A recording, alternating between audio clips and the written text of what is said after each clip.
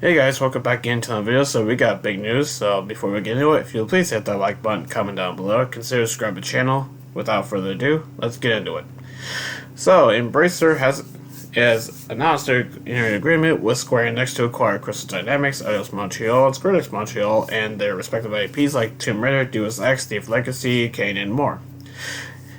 Let's see what it said. And will acquire around 300 million. That's what the cost of this is, and debt-free, so in cash. It will be paid at full closing when it is expected to fully close during the second quarter of Embracer's fiscal year, which is around July to September. So basically this summer, pretty much. Embrace.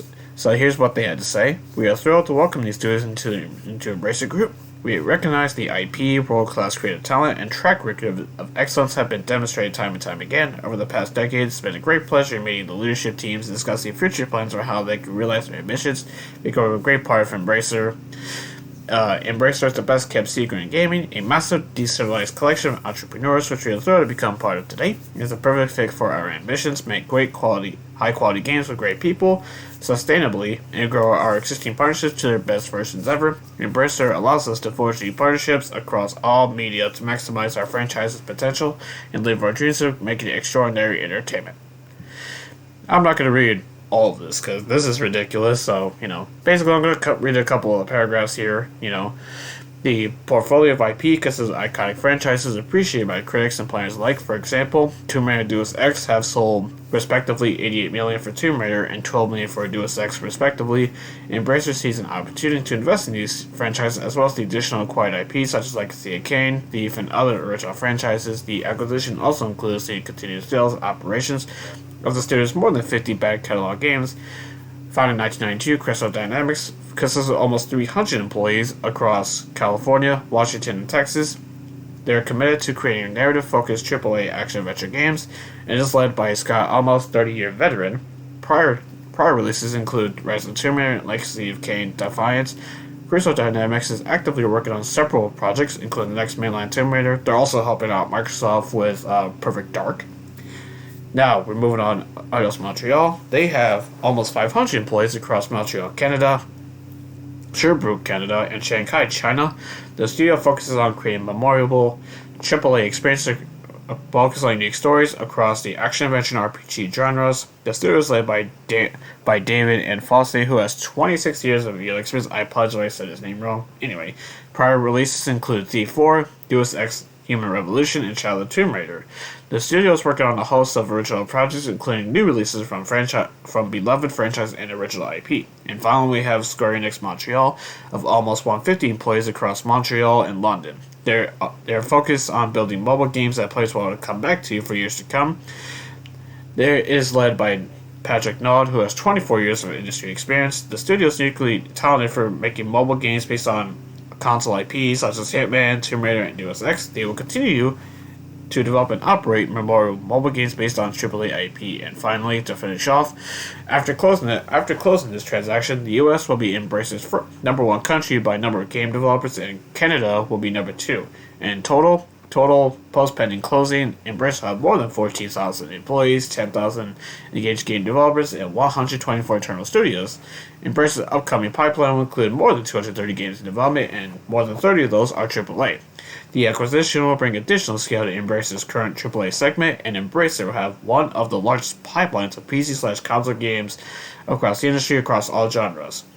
Currently, their development resources are fully utilized either by ongoing internal or project financed by external partners, like, for example, Perfect Dark with Crystal Dynamics.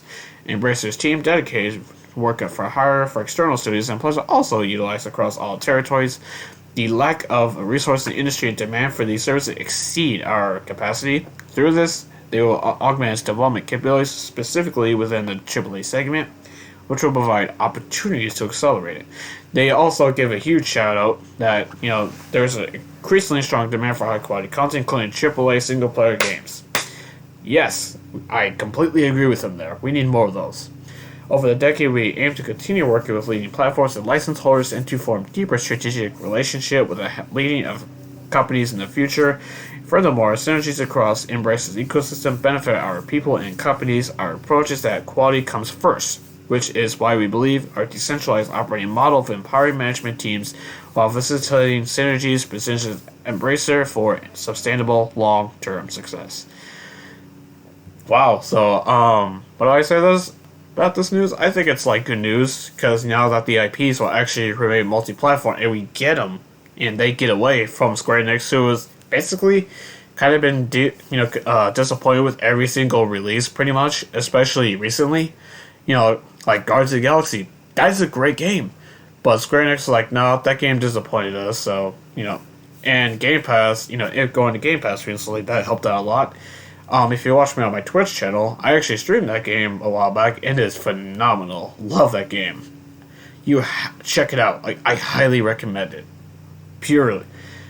It's amazing. Anyway, and why did Square Enix do this? Basically, their reason was they want to invest more into, like, the blockchain crap, so, and I would not be surprised if Square Enix themselves end up getting acquired.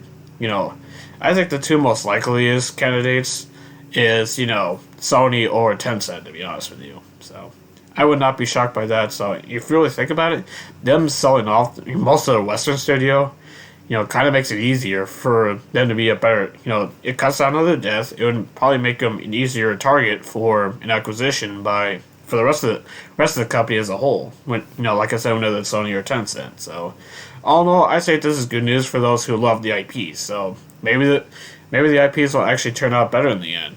Time will tell, but hey, we'll have to wait and see. And this is kind of the way the industry is going.